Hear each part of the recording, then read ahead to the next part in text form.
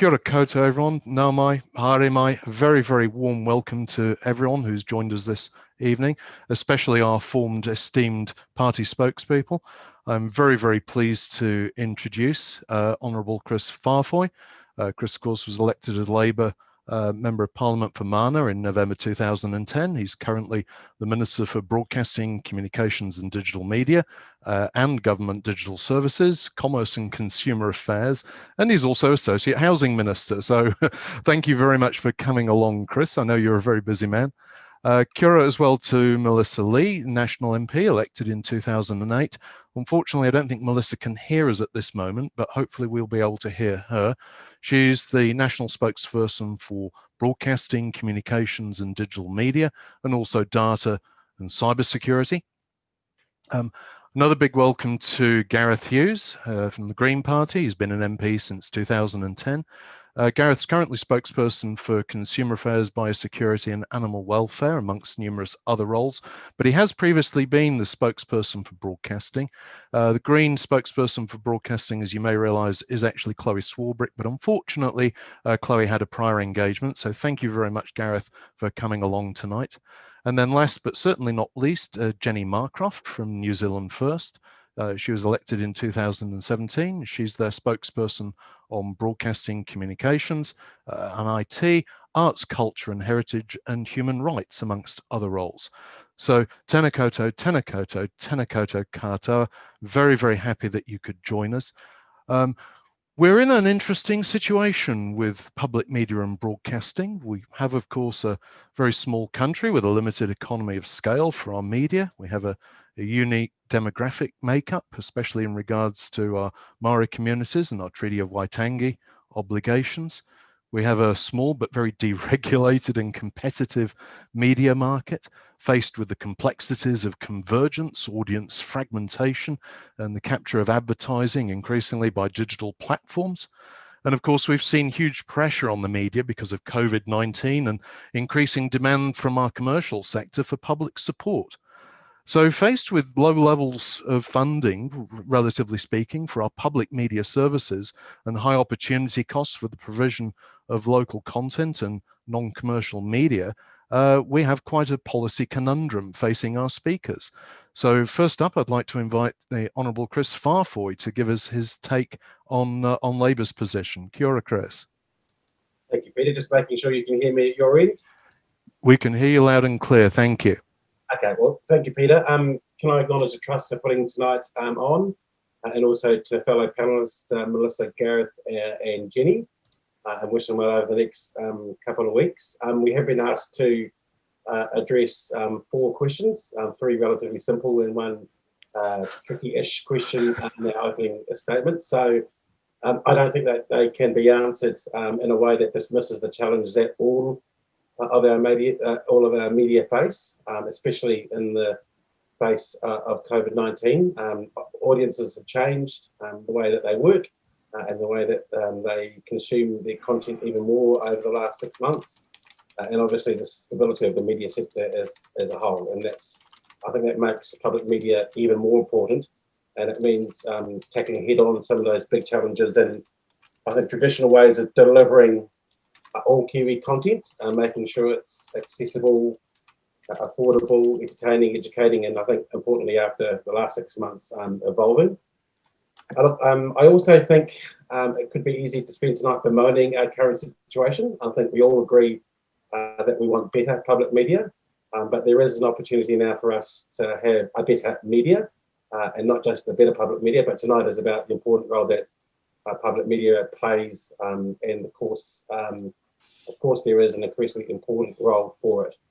I don't want to spend tonight purely about what the Beltway wants to see in the media, or for media to be just about journalists covering important news of the day.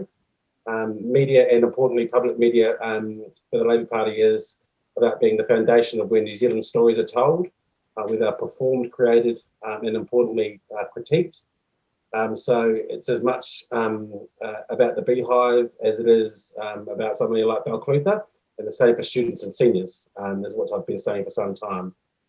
We've all seen the News and On Air research. YouTube is now more popular than TVNZ1, so that switch has gathered that momentum, and audiences are changing their habits. And if the storytelling and the storytellers don't begin to change their delivery, but of course keeping those public media principles at heart and respond to those changes, we have a real danger of that content, other content being the preferred option. So this is our biggest challenge here for governments and for those stakeholders and those who are passionate about public media. So earlier this year, Labor committed to work to create a new public media entity, and if re-elected, we will continue and ramp up those efforts to ensure that we do have a modern, multi-platform, efficient and effective public media entity serving all the audiences of New Zealand. This is a significant proposed change, but it's one that is in the best interests of audiences to ensure that we're getting those stories being told across platforms, and again, of importance to all New Zealanders.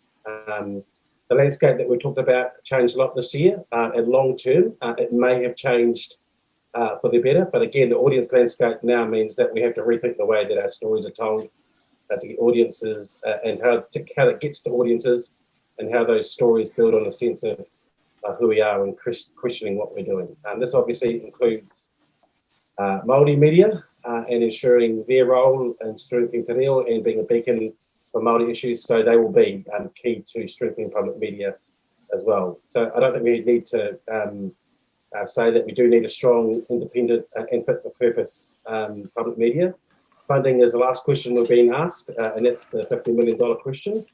We haven't released our media policy yet, but there will be more detail on that soon. But we have started work on a business case for that new media entity, and if it weren't for COVID-19, we'd be more advanced in that work. So we want to keep on that task. But we're asking to be returned to office to continue that work on reshaping our public media. That needs to be done. And we've made that commitment to that work, and we're recommitting it to it in our next term. And we don't think we should turn back the clock because landscapes have changed and we've got to change them. So we don't want a handbrake. We need certainty and confidence that a government understands those challenges.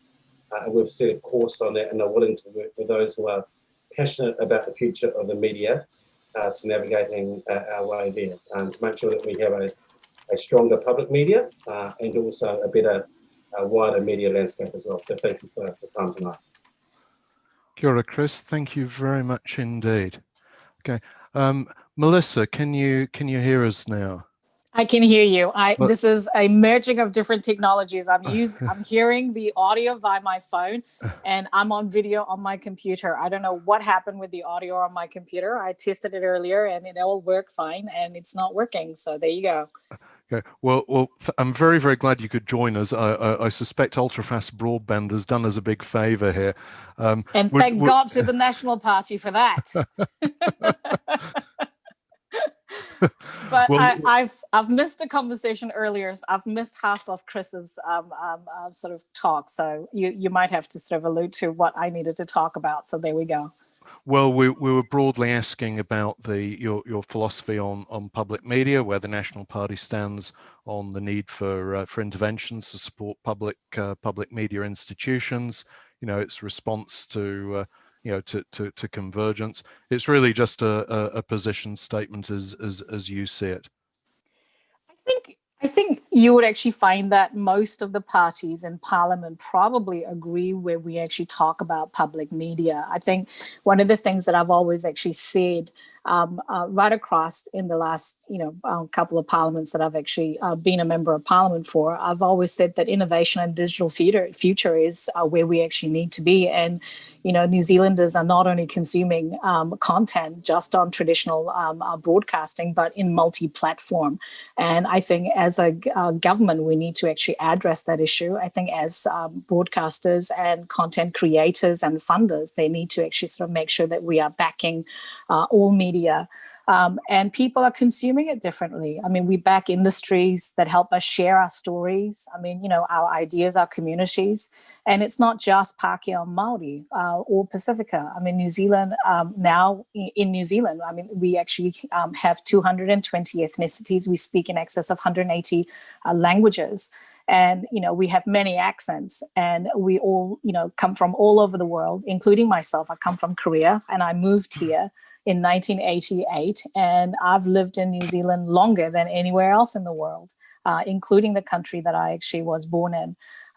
I think, I know, and National Party knows how important it is that all parts of New Zealand actually get connected with the stories, and actually the trust in the media is actually really important. A lot of people sort of talk about fake media out there. And I think we need to make sure that we have media that is trustworthy, and we need to actually back our industries to make sure that they tell the stories of New Zealand, New Zealanders of all colors and elks. I think we've actually seen amazing local screen productions, whether it's actually on big screen or small screen, and we need to continue to do so. And I have to actually sort of take this opportunity to acknowledge Kris Faafoi for the democracy reporting funding. I mean, I've always backed it when he was introducing it, and I think Gareth probably also agrees, and I think everyone in this call probably agree. That is actually based on the BBC model, and I've always said that we needed voices from the regions where most people actually want to see their stories on screen and on their papers, and a lot of it was actually missing, and most of the media seemed to be covered and sort of basically focused on the big cities and big stories. And I think democracy reporting probably I think it's actually a good move, and I support its continuation after the trial, and I think it's a good thing. So there you go. Here's me going, well done, Kris. You can back me up when I become the minister. Kia ora, Melissa. Thank you very much for joining us, and sorry for the technical hitches. So moving along, I'd like to introduce Gareth Hughes. Gareth, would you like to take the floor and give us a view on the Green Party position? Yeah, thanks very much. Kia ora, Nuhinui kia koutou kia ora. Thanks very much, Peter and Myles. And thanks everyone at the Better Public Media Trust. As you know, or some of you may know, I'm retiring and filling in for Chloe tonight, but I want to thank you for the engagement I've had with this organisation over many, many years, and how great you've been. I'm here for Chloe, who's been our spokesperson, who's doing a great job. I guess when you look at our panel, I'm the only non-journalist or broadcaster on here, but I'm a consumer, I'm a previous activist and campaigner, and I'm passionate about strong public broadcasting. It's a cliche to say it's a time of change, but it absolutely is, and it's speeding up every single year. I'm going to be honest with you. I think the last 3 years we've seen some good things, and Melissa's highlighted one of them. But we haven't seen the response and the scale of ambition that I think the challenges demand of us. And I think we need to be honest and actually set a higher bar for expectations for the next term. We need to get that vision locked into place, and more important than working groups or think tanks, we actually need to get fundamental change on the ground, because it's urgent. Responding to what Melissa just said, I wish we had a cross-party consensus on broadcasting over previous years. I think if that was the case, we wouldn't have the second lowest rate of public broadcasting funding in the OECD, just behind the US. I think if that was the case, we wouldn't see comments like Judith Collins was reported today saying that too much time is spent on photography and media studies at high schools. But we've got to reject that old-fashioned thinking, and we need to encourage media literacy. These are where the new jobs are actually going to come in our economy, content creation and in communication. So I'm sure Melissa doesn't agree with Judith on that. But the Green Party's got a vision for a strong, flourishing public broadcasting sector. We want to support Jacinda Ardern to be the next Prime Minister, but we want to support Labour to go further and faster. So very quickly responding to those 4 questions, what role of the public media? Well, we see it as the foundation of our democracy. It's one of the keystones of our culture, and it's important we hear those Kiwi voices, which both Kris and Melissa have talked about. It's increasingly important at the time of media disruption, but also the rise of fake news. What role should it take?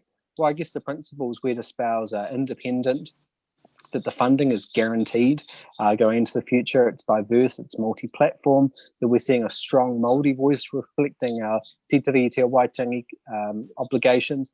It's accessible, so we've got things like captioning actually protected in law. And it's supporting the public interest. So, for example, the Public Interest Journalism Fund. So I guess that's quite a bold, ambitious agenda if we could actually achieve it. On the RNZ and TVNZ merger, it's something the Green Party has been working with Minister Faafoi, or Chloe Swarbrick has on behalf of us. It's something we're taking a keen interest on.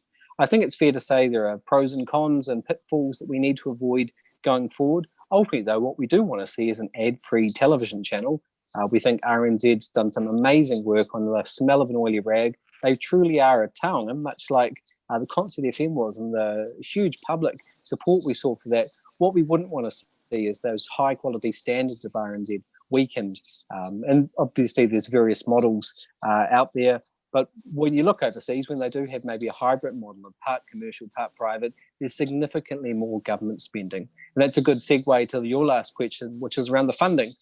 What we've said is a priority for us for forming the next government, if we are in that position to be negotiating, is a digital services tax to raise money so we can increase that funding. I've talked about, some of the economic figures per capita. Just across my career, 10 years in Parliament, I've seen the press gallery shrink, and the number of our journalists have halved between 2006 and 2018, according to the Auckland University of Technology. So it's happening on the ground. We're seeing the impact in our civic and public discourse. We need to be better, and that's the Green Party's job, is to support Labour to form the next government, to make sure we've got a focus, make sure we're delivering, and make sure it's free, open, independent, and accessible. Kia ora koutou. Kia ora, Gareth. Thank you very much for joining us. So our fourth speaker tonight is, of course, Jenny Marcroft from New Zealand First. Jenny, would you care to address our little crowd tonight? Tēnā koutou katoa mihi mahana kia koutou. Very warm greetings to you all. It's a real pleasure to be here tonight to talk about media, one of my most deepest passions in terms of where I've spent prior to this last 3 years, 30 years of my career working in the media. So it's one of those topics that I don't get a chance to talk about very often, as I've had 8 other portfolios to work through over the last 3 years. But for New Zealand First, and I know you might hear slightly different a pitch from me than you would get from my leader, Winston Peters. But I'm going to charge in here because this is the policy that I've been working on, and very pleased to have done that in alignment with many of the industry players, which I have really had the privilege, some of them actually, to work with. So media really for us is a vital part of our democratic infrastructure, and we know it's been discussed widely that it is in crisis, and there's a couple of reasons why. Obviously the crisis in trust, the fact that the business model's no longer working, entities like Facebook, Google, the FANGs as they're also known as, have been earning those vast advertising revenues at the expense of our media organisation, actually imperiling their existence. So add to that the lockdown economy that's choked the stream of revenue down to critically small volumes, although over the last couple of weeks I have heard, for example, NZME, in terms of their radio revenue, they're getting inundated with bookings. So there is a little bit of an upswing there in terms of advertising. But really, this is a vital part of our democratic infrastructure. We need urgently to protect it. So therefore, we believe government intervention is warranted. Now, what would that intervention look like to preserve the fourth estate without propping up some old order that's no longer the right size or shape? But we've got this new digital world, and it has become possible, in fact, to run news operations on vastly less overheads than the existing large organisations. So those are sorts of things that need looking at.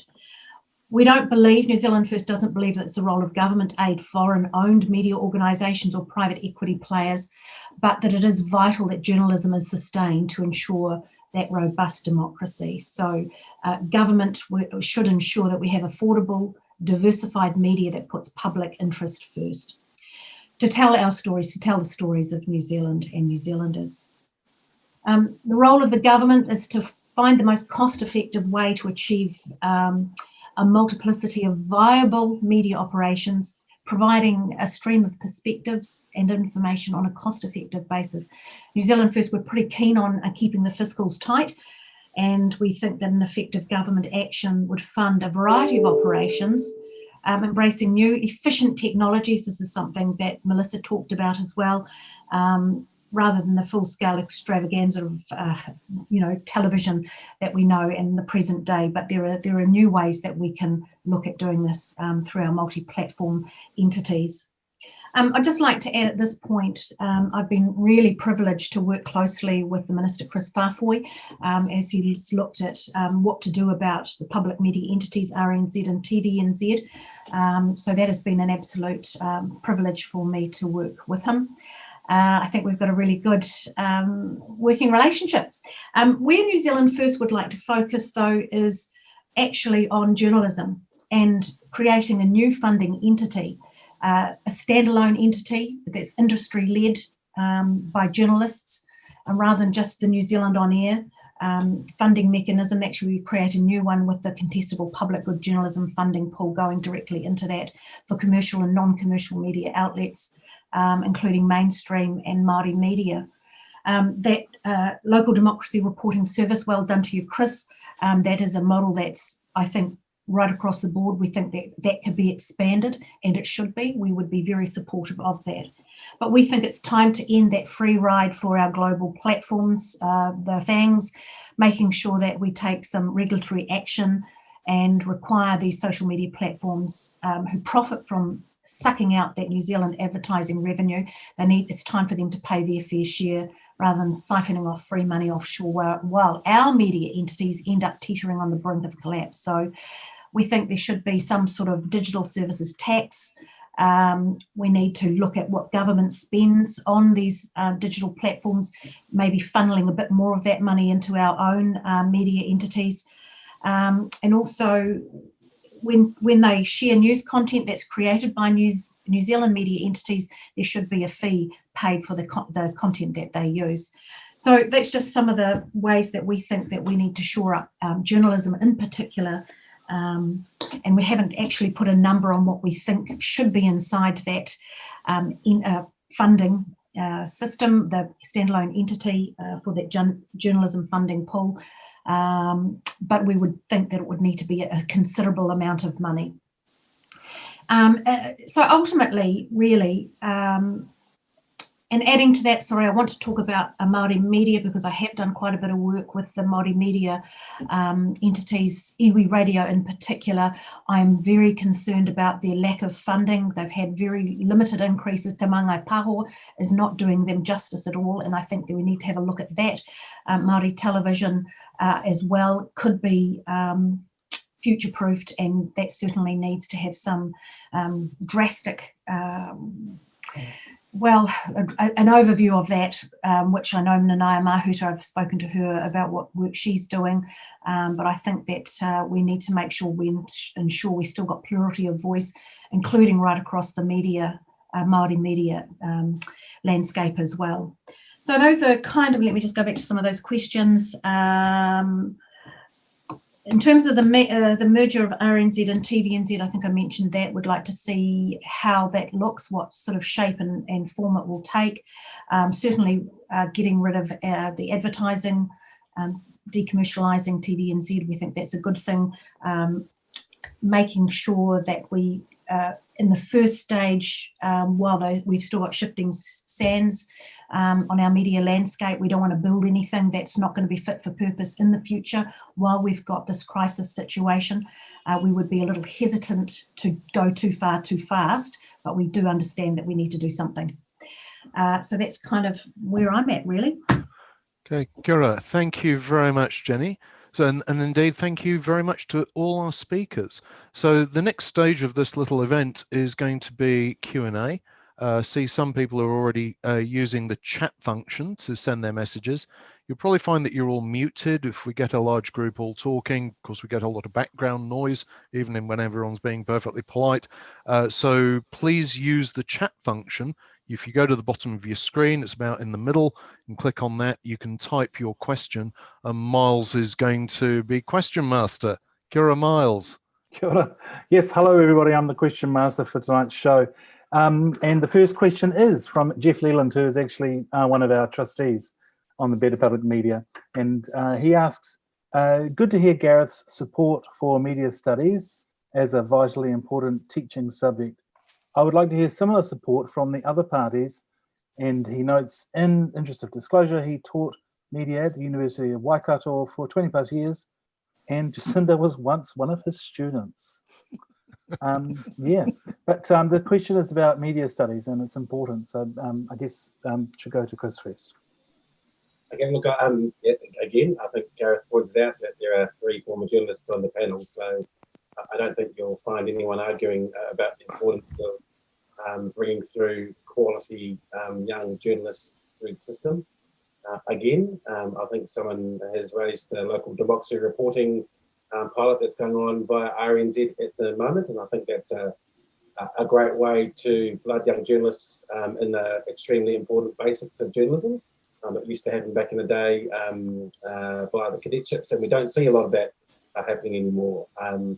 We haven't released our policy yet, but suffice to say, it is also about making sure that we support the function of journalism. And I'm very keen to make sure that that is also connected to the training of young journalists or new journalists to the practice and craft of journalism.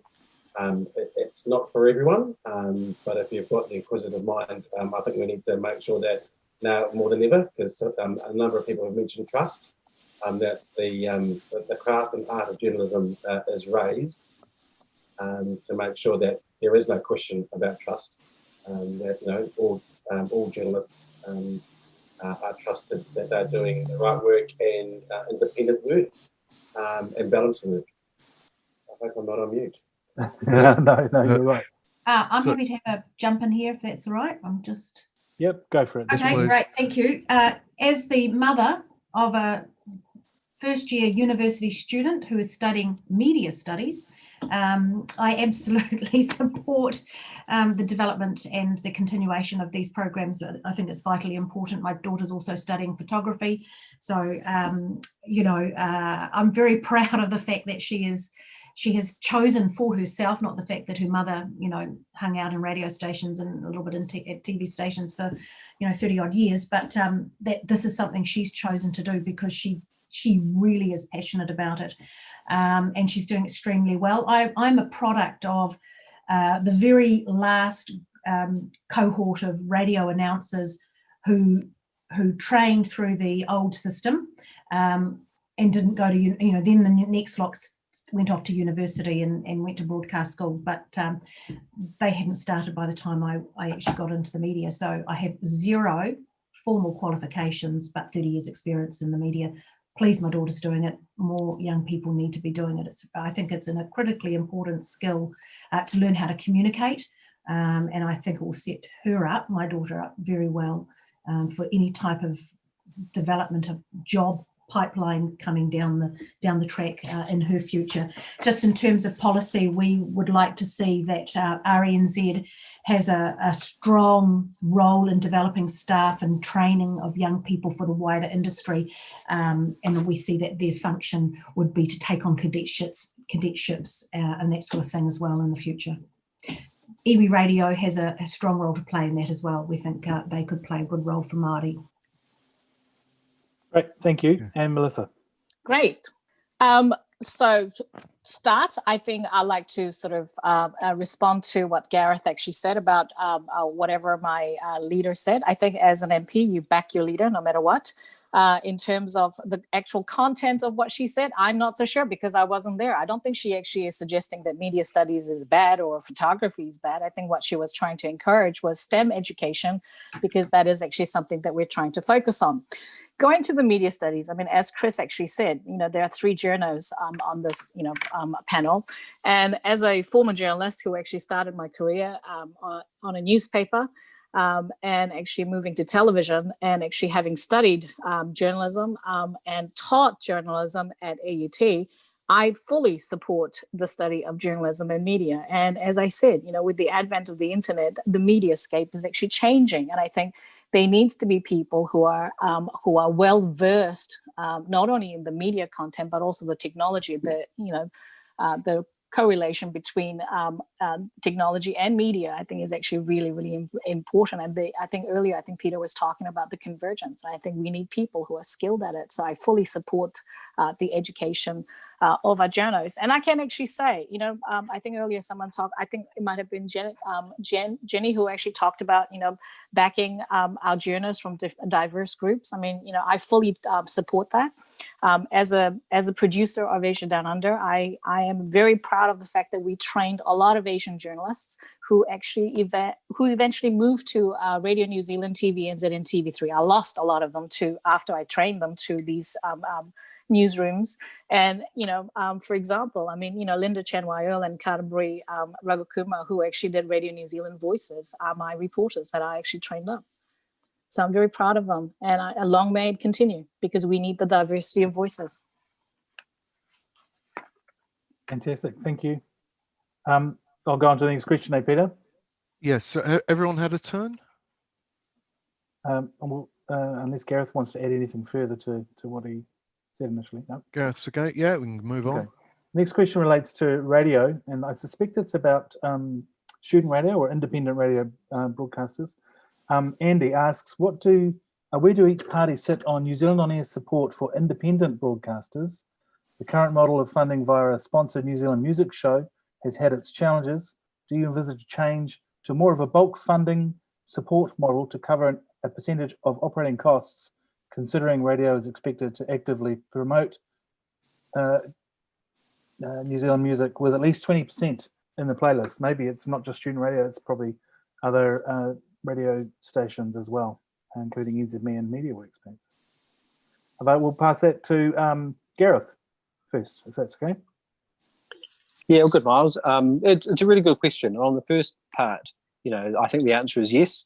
The way content is produced is fundamentally changing, and where obviously people can reach the world from their back, from their garage. We're not as reliant on those gatekeepers as we were once upon a time, and our funding models need to keep pace. And, we're seeing some of that with some of the YouTube videos, which are now being funded, which I think is a positive development. On the second part, we don't have detailed policies specifically on this point, but I think when you refine it to a point of principle, I think the answer has to be yes. I mean, obviously, the Crown is funding the platforms, be it RNZ or local access radio stations. What's the point of having a great platform if there's no good content to put on it? So I think it makes sense to actually support some of the operating costs, just to make sure we've got the modern equipment, so modern productions can be produced. I might just take the opportunity to answer the next question that came through around a go it alone funding model. This is something we've highlighted along with New Zealand First. There's a desire to increase funding, so we've identified a funding source to provide it, which is the digital services tax. It is going to be difficult for little old New Zealand to go it alone, but obviously other countries are actively looking at this at the moment, including Australia. And I've seen numerous media experts say that despite some of the big threats that Facebook and in particular have made, they're unlikely to walk out of two very profitable markets such as Australia and New Zealand. So this is just I think the way the world is going. And once again, we could be at the forefront and driving positive change. So yes, it's possible, and we should be doing it. Thank you. Okay, who wants to go next on Andy's question regarding independent radio broadcasters? Kris, should we pass that to you? Thanks, Andy. Look, I've done a little bit of the rounds of the community access and student radio stations recently. So I've certainly heard the call for the funding issues there. Look, the moral of the story is increased funding, which we've been able to do in a small way, but it's been the first time that those types of broadcasters have seen any increase in funding in any way for some time. Look, I do want to acknowledge New Zealand On Air because I think they have been in recent years certainly been more responsive to the different and changing needs of content creators and broadcasters because of the way that things have been changing. So I don't want to sit here and necessarily say that they haven't been responsive, but I think as Gareth has said, the way that people are making content and accessibility of making content and the ongoing costs there are changing and changing with that, I think, again, with some of the bigger things that we're trying to do, larger, bigger picture things in public media at the end of the day is a good thing in our changing market. I might take this opportunity also to deal with Gavin's second question I think it makes it a little bit more difficult if we do go it alone. Having said that, I think we will take a different approach to the likes of Australia, who are having some difficulty at the moment with some of their proposed regulatory changes in their market at the moment. We've said that publicly, that we would take a different approach. But when it comes to a digital services tax, we're certainly looking at that as some of the regulatory work that MCH is being asked to do at the moment, because like every other politician on this call, we are mindful of the effect that the effect on revenue has for all media platforms, whether they be traditional or new. Thank you. Okay, and Melissa, would you like to take the floor on that first question from Andy regarding independent radio? I'm trying to unmute. We can hear you. We can hear you. Oh, can you? It actually looks like I'm actually not. Yeah, I don't know what's going on with it, but I don't we know can what's hear you. going on. I made Melissa a host. I can control this. Hey, I think, you know, in terms of music, I mean, I was just looking at some of the New Zealand on-air funded music. I think local music actually does very well. For example, Beanie Soaked actually is streamed 20 million odd, and I think that's really fantastic. And I think, you know, as Kris actually said, I've also, you know, done the rounds with Access radio and, you know, community television as well. And I've actually, you know, having actually run a very small production company, I know the struggles of independent producers as well. But do I actually support just bulk funding? I'm not so sure. I think, you know, there needs to be a complete review of where the landscape is in terms of our media sector. And I think we need to sort of have better conversation as to where the shortfall is. I mean, you know, Kris is right. I mean, you know, Access Radio has actually, you know, not had any kind of funding increase for quite some time. And they make do. I mean, you know, so do all these independent producers who are producing content for radio and television. You know, for example, you know, I couldn't afford tracks for tracking shots, and I used to put cameras on skateboards. You know, things like that. We are innovative and creative, you know, and I think that's what makes New Zealand media and broadcasting sector quite a dynamic environment. And I think, you know, sure. I mean, if we had, you know, huge amounts of money, unlimited amount of money, yeah, fund everything, but we don't. And often we've actually tasked New Zealand on Eti Manga Paho to actually fund the sector. And I think, you know, sometimes a review is always a good thing. So I'll go for that. In terms of the Gavin Ellis, I think, you know, everyone has actually been responding to the social media platforms imposing levies. You know, do we actually go it alone? I don't think we can actually do it alone. I think we actually need buy-in from OECD, for example. And I think one of my concerns have always been that if we block certain entities, I mean, what do we end up with? Is New Zealand going to be isolated as a country? Is there going to be geo-blocking? I mean, Gareth knows that one of the conversations that I've actually had when we were dealing with some legislation in Parliament was that are they potentially going to be geo-blocking New Zealand audiences to access media, access content? And potentially, you know, New Zealand could be worse off by certain legislations or you know, settings. And I think we actually need buy-in, and perhaps we actually need bigger conversation with the rest of the world in terms of how we actually deal with it. Thanks, Melissa. Jenny. I'd like to start off talking about radio and music. And I think this COVID environment that we've found ourselves in, with no big artists able to come in and play their music and have concerts here, is a great opportunity for New Zealand musicians to get out and ply their wares, and we should be recording them more, and we should be getting their songs on the radio. We have a captured audience for New Zealand musicians, so I think that environment coming up over summer is going to be fantastic to help promote New Zealand music, and I'm a total supporter of that. Let's get more New Zealand music on the air, absolutely, most definitely. In terms of radio, community radio, we'd like to see a review which would extend the definition of what is community radio and recognise the roles that those community broadcasters play in New Zealand's media landscape.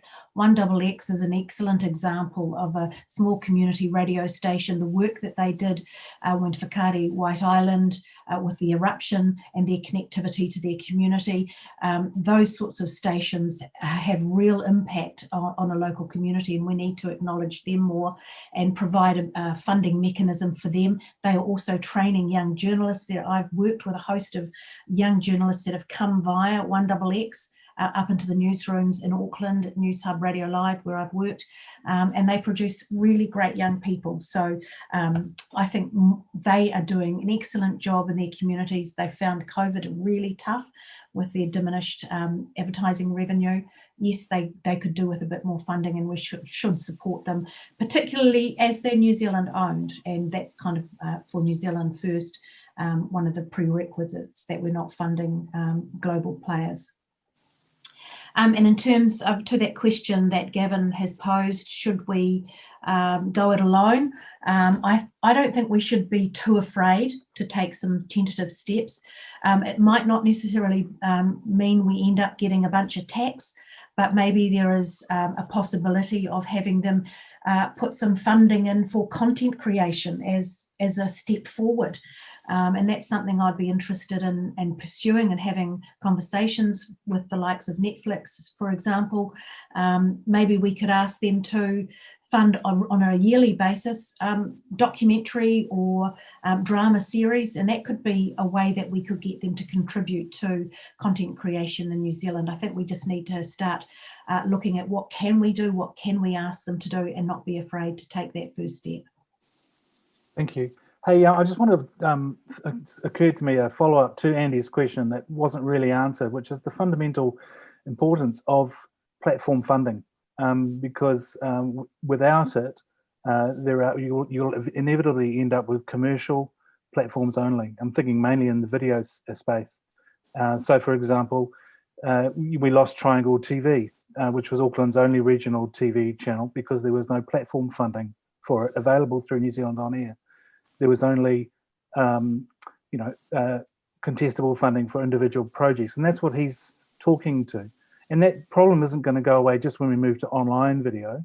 Netflix will still dominate because, and there'll be no local platform for video unless it gets platform funding. So and I think that this is a quite an important fundamental question for how we fund our media in New Zealand. And if you look at the successful public media, they're platform funded. That's RNZ.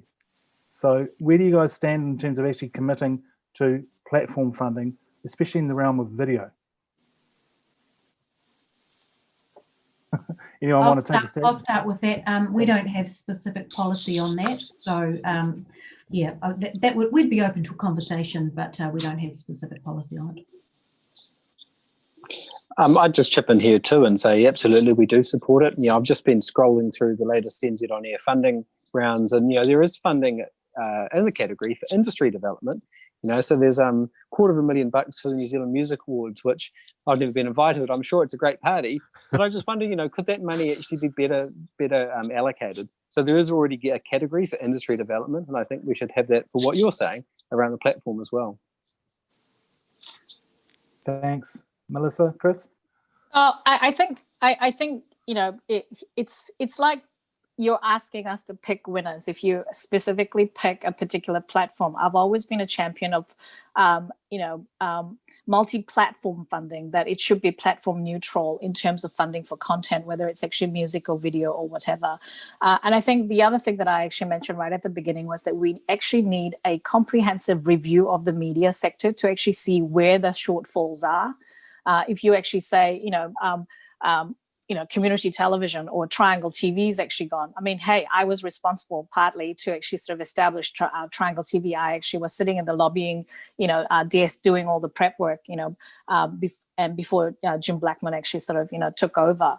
And so I'm a champion of those local voices as well. But the thing is that, are we picking just Triangle TV? Is there another platform that could actually, do better with the funding? I think we need to be platform neutral in terms of content. But as I said, it needs a review to see where the shortfalls are. All right. And Kris, you look like you want to say something. Yeah, look, I think step back. It is, regardless of what it is of kind of content, we want to increase the amount of New Zealand content out there.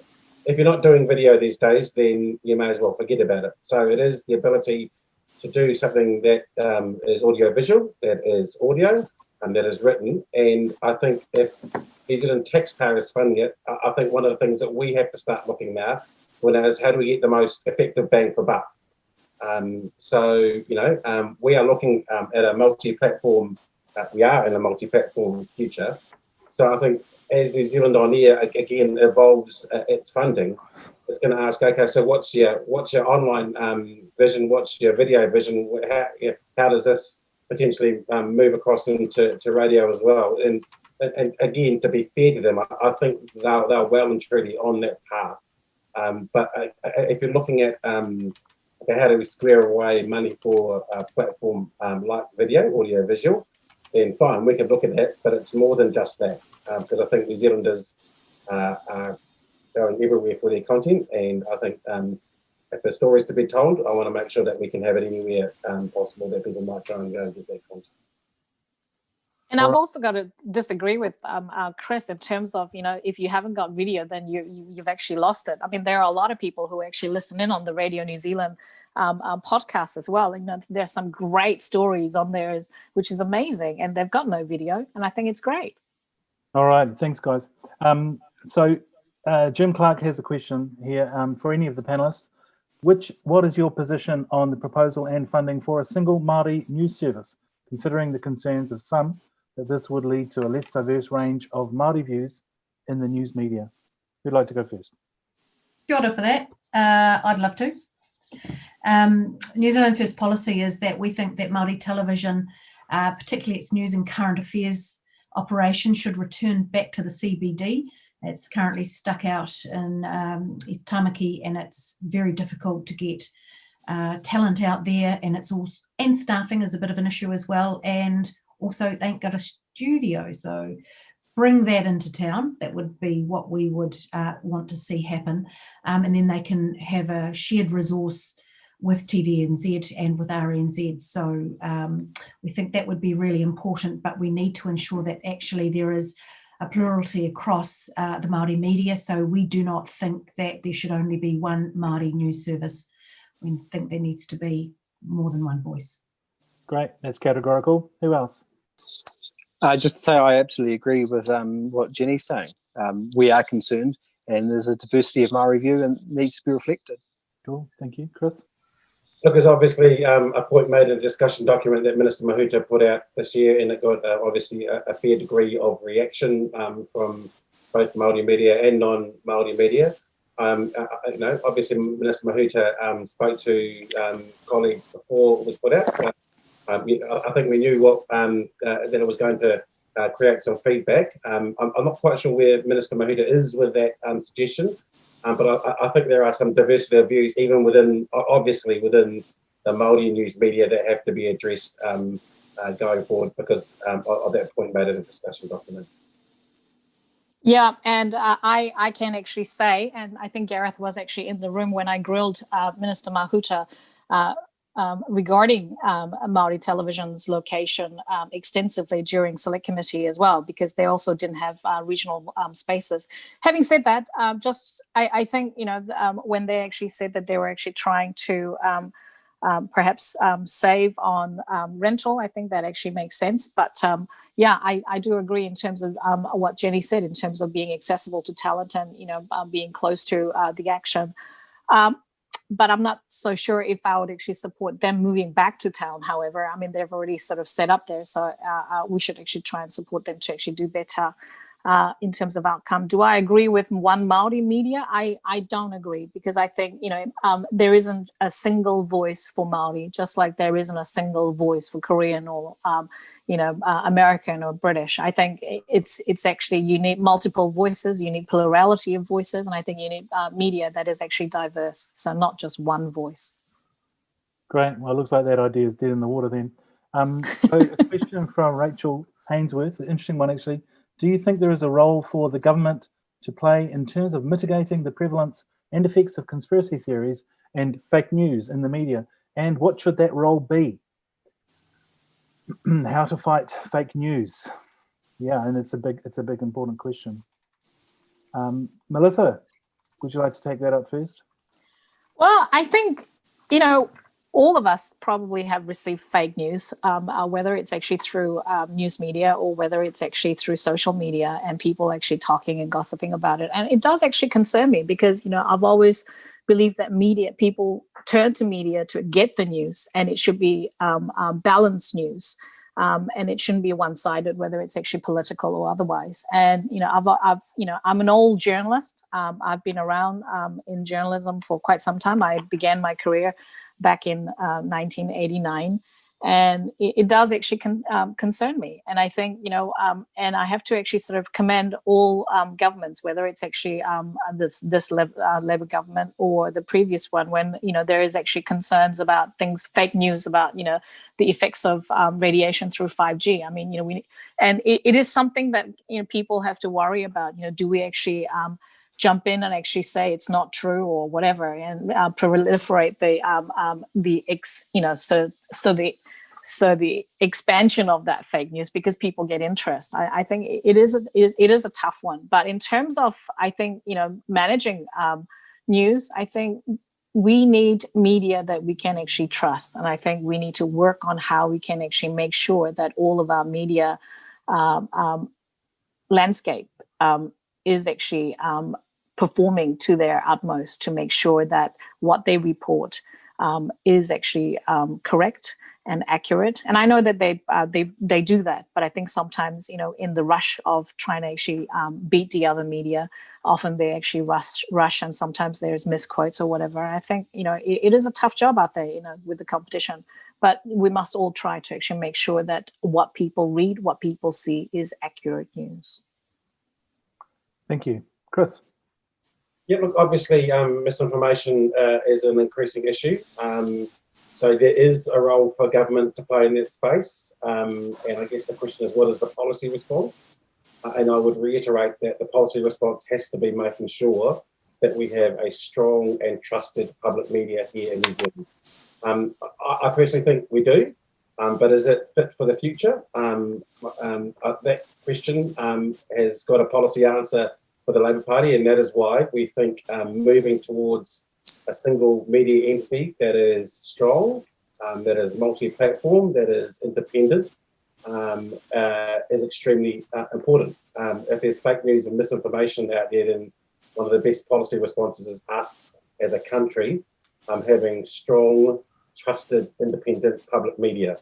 I want to pay tribute to both RNZ and TVNZ as they stand right now, but the problem for the future is the settings right? Are New Zealand audiences getting the kind of content and variety of content and delivery that we need for the future? And we think that we can do that better by having a single media entity for public media, which is what we hope to get the privilege of doing after the election as well. Thank you. Gareth? Jenny, looks like you're unmuting. All right. So I absolutely support the sentiments of what Melissa and Kris are both saying in terms of making sure that we have a place for people to go to get their information that is trusted. That's obviously critical. So what is the role then? Do we just have that as the RNZ and TVNZ, whatever that iteration might look like, once Kris has waved his wand and cast his magic upon it? Or is it, in terms of the New Zealand First view, which is creating this journalism fund so that people can go to various places to get trusted, balanced information? And I think that's, yes, we need that public entity, but we also need to help broadcasters and various other media platforms to do good, robust, sound investigative journalism, and the government can fund that with this wonderful new entity which will have a big pile of money for public good journalism. That sounds great. Gareth?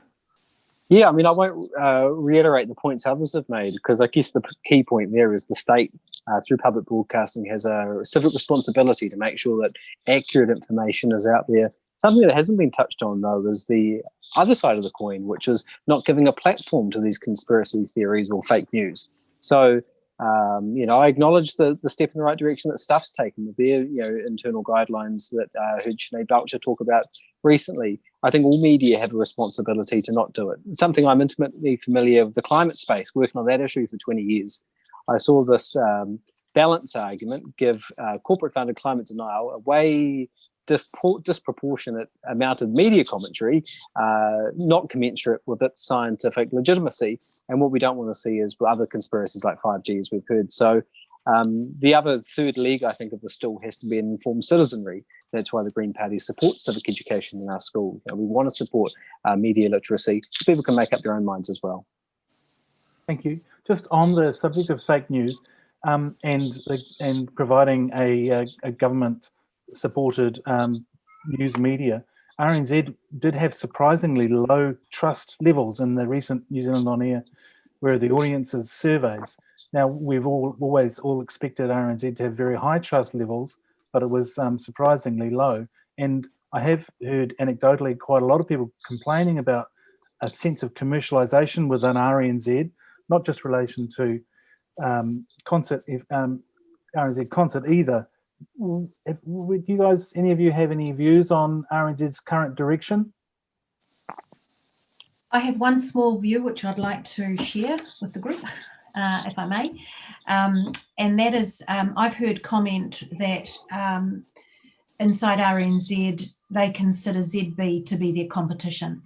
If you're a fully funded entity, you're not another media player in the market that you should consider News Talk ZB to be your competition. So to me, that means that they are focusing on acting like a commercial radio station as opposed to a public good radio station. So maybe there's been a slight shift in focus, and maybe that's they have been employing quite a number of ex-commercial radio people. So maybe that's why there's been a bit of a shift, but that's something I've been aware of. They do have a target to increase the number of audiences. That's been a target for Paul Thompson since he started. Maybe, as you say. Who else? Kris, you look like you want to say something. Yeah, look, I think I haven't seen that research, Myles, but I think it may be as a result of general public's view and trust in media general. I think Radio New Zealand, especially during the COVID, the lockdown, was an extremely important and trusted media entity. The rest of my answer might go towards answering some of Duncan's next question, which is that it's extremely important, and I alluded to this in my opening comments, is that we think of the future of public broadcasting, and that's RNZ, TVNZ, and their funding is targeted at all the audiences in New Zealand. RNZ has made no secret that they need to attract a different kind of audience across its platform, and they've obviously made moves to do that, which some have met with controversy. But I'm not going to apologise for Radio New Zealand thinking it needs to start being a lot more diverse in what it's trying to attract. Because I said at the outset in my opening comments, I don't think public media is just about the Beltway. I want to know, that Radio New Zealand and all the other public media entities care about people in South Auckland as much as they care about people on the terrace. And that is something that I've tried to make sure, as a minister, I have been encouraging, because I think if we think about the future of the likes of Radio New Zealand, and its current audience and it's what it needs to be in the future, we need to start thinking a lot more diverse. All right, thank you. Well, perhaps my answer to this segment of the question might start off with, hopefully Kris Faafoi hasn't actually had a secret meeting with the likes of the head of news and current affairs at RNZ. Perhaps that actually is the beginning of the downgrade of the trustworthiness of RNZ, or the fact that, RNZ is actually trying to, as Jenny actually put it, compete with, another commercial radio station in their programming. I know for a fact that RNZ has been trying to actually sort of, start up this youth channel on the 102 FM. And I think, perhaps RNZ should focus on what they do well, and we actually support them. But having actually said that, I think when RNZ does well and when people actually trust them really is when both sides of the political spectrum hate them. Because, sometimes RNZ has a reputation to be called the red radio. And I think, when both sides, as I said, of the political spectrum hate them, I think they're probably doing it right, and the audiences might actually return. I think I might take an opportunity to answer one of the questions in regards to, I think that probably also addresses the issue, I think, on the question regarding BBC as well. I think, we need media that can be trusted and actually be balanced and unbiased, and they need to appear that way. And I think they're, whether it's the stories and the news, or whether, in terms of the documentaries that they actually do, the podcasts, it has to be balanced. And I think when people actually realize that they're not balanced, that's when people turn around and actually say they're not trustworthy. And the Astoria meeting probably, sort of created a bad image for them. So could I chip in here, Melissa, and just say, are you suggesting that there's a substantial bias in RNZ's reporting here? I think all media, you might find that. Look, as I said, I've clarified that I'm an all media person. I'm an all journalist. When I was actually training to be a journalist, I was told that to report, I had to report the facts, and I had to get both sides of the story. And often you actually find that of late, often you find journalists who are actually not reporting, but who are commentating. I think sometimes that actually does disservice to the audience, because audiences, whether they're readers or viewers, they are very clever, and they actually know how to actually take news reports. They don't need to actually listen to a reporter opining, particular leaning to one side or the other. I think they actually need to report. In terms of Radio New Zealand, I think, the reason why I actually commented about the Astoria meeting is that they should not be political influence. The very fact that a minister had a private meeting, a secret meeting, with the head of news and current affairs leads to the fact that, our government actually funds Radio New Zealand. So is there actually an issue?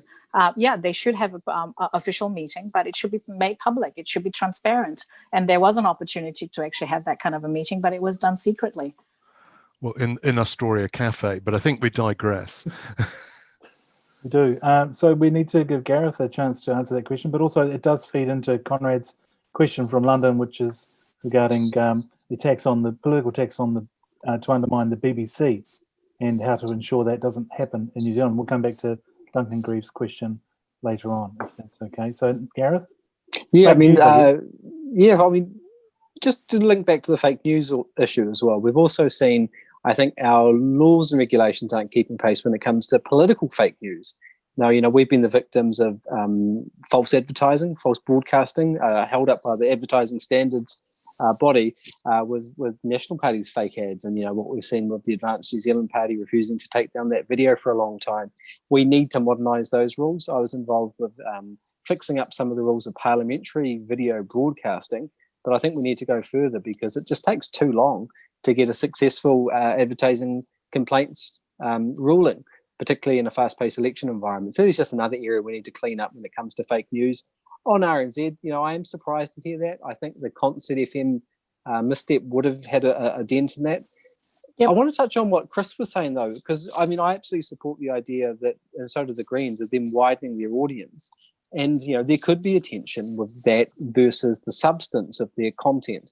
Now, that's, I think, only exacerbated if the funding pressures aren't there. So while Melissa's been a little bit political, we did see those systemic funding pressures for 9 years for RNZ. So those tensions, I think, can flow through. But something they've done really well, right, is the podcasts. And some of their internationally awarded, accredited podcasts were fantastic. And, they've really embraced that.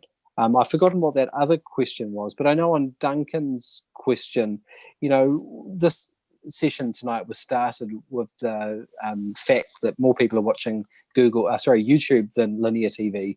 Our funding allocation definitely doesn't reflect that. So I think it's a case of the system's not as agile as I think New Zealanders would like it to be, particularly in a small country like us. We can be more agile and embrace the future, and definitely support the direction of where you're going there, Duncan. I just point out though that research was based on the reach and not the amount of minutes spent watching each of those platforms. So that although it's YouTube or whichever one it was getting more reach, that includes people who watch for 5 minutes and people who watch for 3 hours. Whereas the number of people who are watching regular free-to-air and the amount of time spent watching regular free-to-air was still considerably higher than the digital video. But so it's just different measurements of different things. So it's tricky to you can't just say everyone's gone to digital YouTube, because it's not the case yet.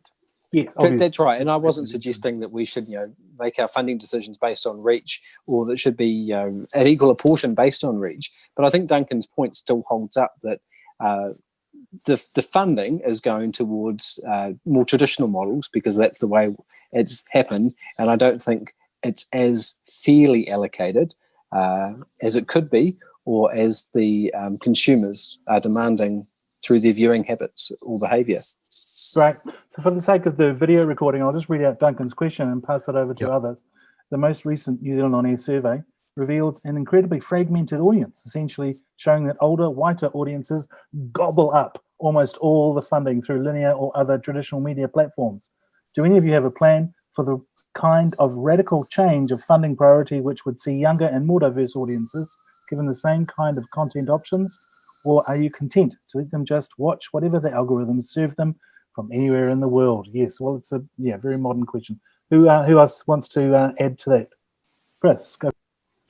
Yes, Duncan, but you're going to have to wait for a policy release for that, so you're not too far away. Before the election, though, right? We've still got a few days now to go, Myles.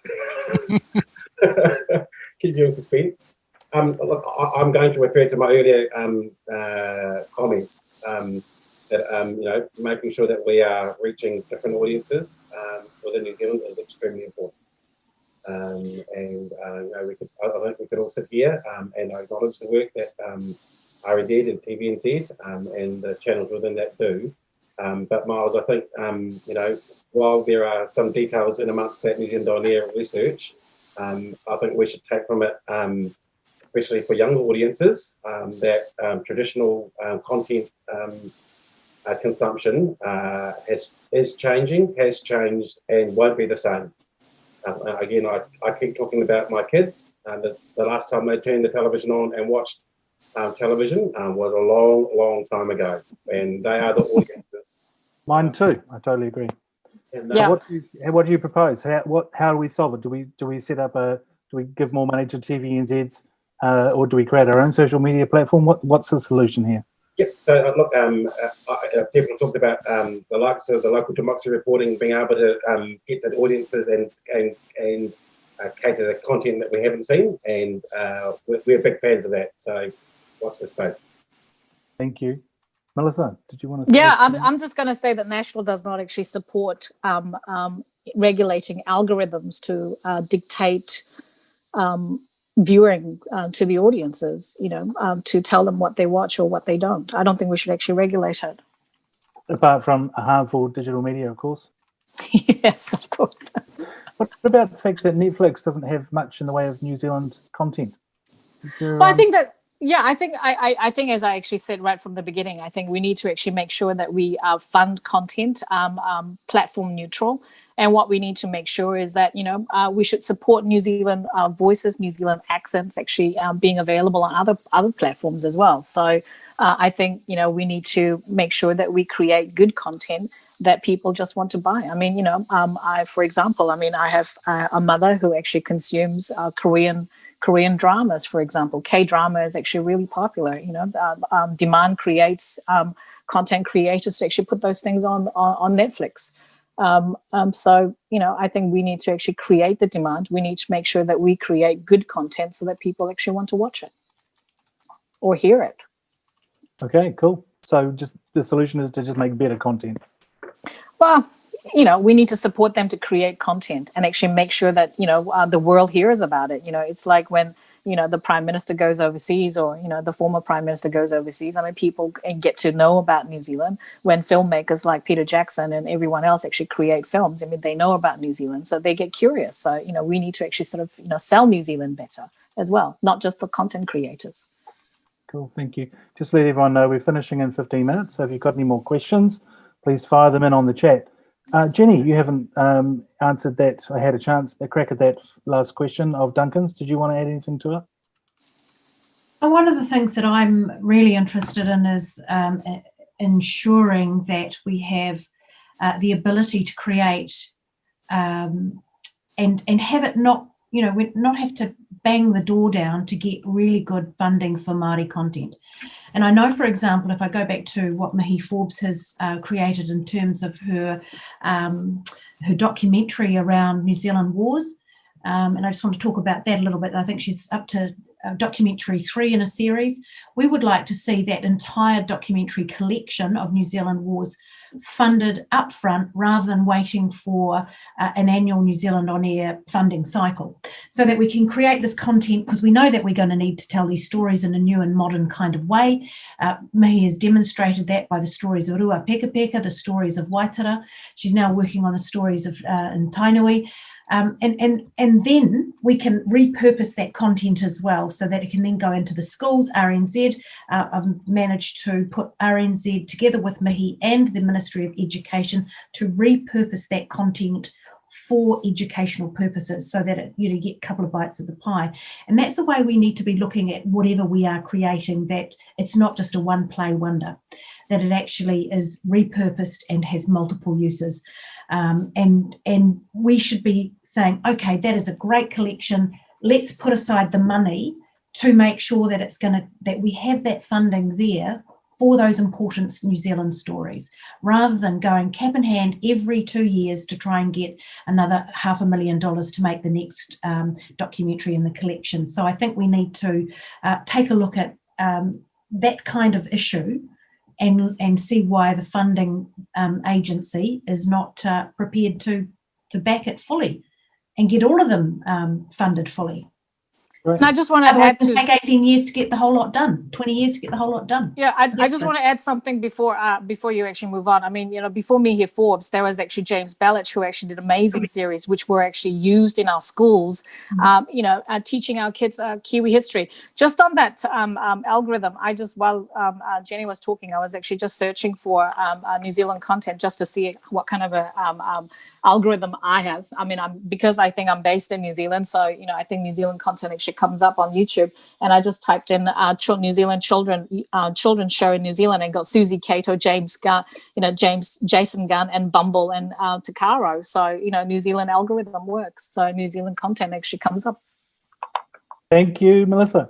All right. Well, actually, I just have another question for Jenny, and Kris, I guess, comes into it too. And which is, earlier this year, Kris seemed to be about to announce the results of what feels like years of review into what our public media policy would be. And then, Jenny, your leader, Winston Peters, made a speech or two, and it seemed to put the kibosh on that, and the plan was sent back for another review. A business case plan was sent, so the whole thing was kicked further down the road. Is that? Am I wrong? Am I right? I think I'll actually push about against that quite strongly, Myles. Because we worked that policy up around a new media entity, and I think if you look at the December speech from the Deputy Prime Minister, he actually came out in strong support of it, but knowing that a lot of work had to be done in order for it to be done properly. And I think that's been the concern that Jenny has raised already this evening. So look, I think they saw back at the end of last year the concern for the wider media market, and also knew that for the landscape to be extremely strong, that public media had to be strong as well. There was another issue talked about by the Deputy Prime Minister at that time that didn't come to fruition because of commercial moves during the COVID lockdown. But I think if you go back and look to the early December speech that he made, he actually said that the new entity of RNZ and TVNZ had to happen. Right, and so you'll be announcing the results of that working group as part of your policy? Is that what's formulated your policy? So we'll continue that work. Cabinet gave us approval to do a business case on that. We started that, then COVID came along, and the business case that we were hoping to get at the middle of this year couldn't be delivered because MCH had to move to making sure we sustained the wider media market as opposed to just the public media environment. So again, we're recommitting our efforts that actually needs to happen, and that will add a bit of impetus there because more now than ever, a strong, independent and fit for future public media entity is needed. Well, if you had actually done the review more openly and more transparently, perhaps you would have had better buy-in from the media as well and the sector. I think it was flawed from the beginning, really. And I think, we actually need a complete review of what the industry actually needs. I mean, I'm still waiting for that phone call, Mr. Kris Faafoi, from last year when you were actually trying to engage, pretending to actually include the opposition in your discussions on this Radio New Zealand and television. I'm still waiting for that phone call. I still haven't received it. But then someone leaked in Radio New Zealand heard the story, so I didn't need to tell you what we're going to do because you could hear about it on the public podcast. I think there was a heck of a lot more than that. I think I'm still waiting for that phone call. So you haven't been really open and transparent and actually engaging and inclusive, I have to say. No, I think the whole process was flawed. Melissa, why would your policy involve a grand review of the whole industry when it's been in review for the last 3 years? Well, this is the whole point. Do you know which part of the media sector was actually engaged in the review with the minister or the previous minister? They all spoke to the people who are undertaking the review before the working group. So you actually don't need to wait for the minister's announcement because you already know what was actually coming. Is that what you're telling me? We don't know what they have to decide, but they certainly consulted across the industry. They consulted with Better Public Media as well, I'm sure, and it's a very long, thoughtful process. Why do another review? What's the purpose? The history of this is obviously the previous minister started up the Stiasny-led group who came to us with options, and their preferred option is the option that we're proposing to advance now. So again, as I said in my very first comments, we know what the issue is. We, as a cabinet, have made a commitment to a new public media entity, and are now, despite we would have liked to have been much more advanced now. COVID hasn't allowed that, so we need to actually get on with it. Thanks, guys. Okay, just before we hand it back to Peter, Jose Barbosa had a really excellent, nice, friendly question, which is he'll vote for anyone who brings back Top Town. Yes. Particular programs or ideas that you'd like to see on our screens and in our ears? I want to bring back the Krypton Factor for bringing back Top Town. Absolutely. And it's in the bag. Oh no, hang on. How about you, Gareth or Melissa? I think there are quite a few. But I think I quite like Top Town. So there you go. Game shows. Yeah, I'd love to see Top Town back on TV, and maybe we can get Lockwood Smith to come back and do a university challenge again. Do you know, we do have a lot of these programs. I think we should actually recycle some of them. I think we will actually get a whole new audience. Cheap to make too. All right, thanks, guys. Peter, I'll pass it back to you. Okay, thanks very much to everyone for your questions. I put a question up myself, but I don't think we're going to have time to deal with them all. We're going to close the session by inviting each of our speakers just to make a summary comment. If I can give you each a minute. We will reverse the order that we went in. I think Jenny went last when we started. So Jenny, would you like to go first this time? All right, I'll just be very quick. Thank you very much for being here this evening. It's been a real pleasure to have a bit of a yarn. So from my perspective, the New Zealand media sector, it's really under enormous stress and needs to be supported with fresh ideas, new policy, investment to ensure that its ongoing viability will future-proof it. The guiding principle is to develop a broad range of interconnected policy that supports a diverse, sustainable, independent media sector that keeps New Zealanders connected and absolutely informed, so that it gives people a choice of outlets and sources of different sorts of information, and it celebrates our unique arts, cultures and languages, as well as supports a very strong democracy. And, this is something that is absolutely achievable. And I'm very pleased to have been involved in developing policy, working with the Minister and my other colleagues across Parliament. Thank you very much. Thanks very much, Jenny. Gareth, would you like to go next, please? Yeah, I just want to thank everyone for the opportunity to talk on behalf of the Green Party tonight. And I know there's a lot of people on this Zoom who have a lot of experience, who've done a lot of mahi, who are actually involved at the coal front. So acknowledge them as well. Look, I mean, we've had a very strong pro-public broadcasting and accessible media policy for many, many years. We've been the champions in Parliament.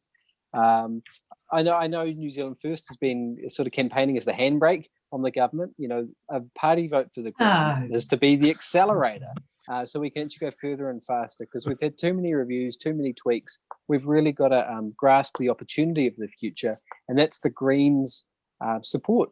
On all polling, it's looking like it's going to be a Labour Green government, and that's our job, to have people like Chloe Swarbrick, James Shaw, Martin Davidson around that table, pushing Minister Faafoi, whoever's got the privilege of this portfolio after the election, to go further and faster and actually crack on and deliver more funding, more transparency, more accessibility, more Kiwi stories. Kia ora koutou. Kia ora, Gareth. Thanks for coming. Melissa. I'm not going to be political. I'm just, unlike Gareth, I'm not going to say those things. I'm just voting has opened already. No. So I know, but I'm just, this has been a really, interesting and fun conversation to actually have with everyone. I think, and so I just like to say thank you to for you guys, Better Public Media, for actually inviting all of us to actually sort of have this discussion. I think it's been really, really interesting, and long may it continue. And if we could actually continue this would be actually really good. I just want to say, the work of the media sector is an integral part of our culture and also the democracy in New Zealand. And what we need to sort of back is the innovation in the industry and the stories that they will actually tell. And it's that simple. We back the innovation, we back the stories that they will actually tell, because media actually do an amazing job, and we will back the media and our creative economy to thrive. They actually need our support. And I think, whichever color, whether it's actually, different spectrum, I think we are all in that space where we actually do, in fact, back our journalists, back our media. And I think, it's just twinkling on the sides as to how much we do certain things. And I think all of us agree that we actually need to back our public media. So there you go. Thank you. Thanks very much indeed, Melissa. Kris. Public or private? Public or private? Hey. Kris, final word goes to you. Thank you, Peter and Myles, for tonight, and parliamentary colleagues as well. Look, we know the challenges that the media face, but what we really need is a plan to get there, to make sure that media flourishes, and also that we have a strong, wider media market as well. So we've set a path earlier this year, and we want to continue that in terms of public media, and we're very keen to make sure that the important stories that New Zealand want told get told by all different types of media as well. So we're not opposed to supporting private media, to making sure that some of those stories continue to get told, especially with different platforms evolving as well. I think it's easy for smaller entities to get forgotten in amongst all of this. So I want to make sure that the support for community access broadcasting and student radio is really important, as we talked about. Bringing people through and training young journalists. A lot of that starts in the early times with those platforms which don't get a lot of funding, but do a lot of important training. And again, for me, it is about the ability to tell yarns and tell stories, and quintessentially New Zealand stories. New Zealand has done a great job of that over decades. We've now got a big challenge on how we continue to do that, and making sure that all of the different kind of content that people can get access to, we fight to make sure we can keep making it, and it gets put in front of people in the many ways that they are consuming content at the moment. We have set a path for public media, but also know that COVID has created challenges for the wider media market. We want a healthy media market and a strong public media environment. So I know people have got a choice to make, and we'll let them decide themselves. Okay, well, thank you very much indeed, Kris. And indeed, a very, very big thank you to all of our parliamentary speakers. We know you're extremely busy at the moment, so we really, really do appreciate you taking the time to come along. And also a big thank you to all our guests. Thanks very much for coming along and asking such interesting questions. I think that's been a terrific debate. So very, very good evening to you all. Keep safe and all the very best in the future. I'm sure we'll be doing this again before too long. Ka kite. Very good night to you all.